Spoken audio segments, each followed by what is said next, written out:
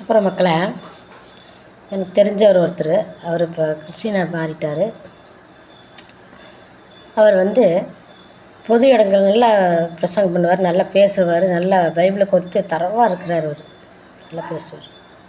அந்த மாதிரி இருக்கிறனால அவர் பேசும்போது நாங்கள் அவரை குறித்து பேசும்போது, எப்படி இதிலேருந்து இந்த சமூகத்துலேருந்து நீங்கள் வெளியே வந்தீங்கன்னா, தயவுசெய்து இந்த சமூகத்தை பற்றி நீங்கள் ஒன்றுமே சொல்லாதீங்க சிஸ்டர். ஏன்னு கேட்டிங்கன்னா, நான் என்ன வேணாலும் சொல்லிக்குவேன், ஆனால் அந்த பிராமணன்னு சொல்கிறதுக்கு எனக்கு நாக்கு வெக்கமாக இருக்குது. இந்த ஜாதியில் பிறந்து வந்துட்டோம் நாங்கள், அதனால் நான் வெளியே சொல்ல மாட்டேன், எனக்கு அது பிடிக்காது. ஏன்னு கேட்டிங்கன்னா, அவனுக்கு பண்ணுற அட்டூழியை தாங்க முடியலன்னு சொல்லி அவரே சொல்கிறாரு. அதனால் பிராமணன் சொல்லாதீங்க, நீங்கள் எப்பயும் கூப்பிட்ற மாதிரி உங்களோட சகோதரன் சகோதரின்னா நம்ம ஆலயத்துக்கு வந்துட்டோம்னால நாம் எல்லோரும் ஒரே தாய் பிள்ளைங்க தான், ஒரு தகப்பனுக்கு தான் நம்ம எல்லாருமே பிள்ளைங்க, சரிங்களா?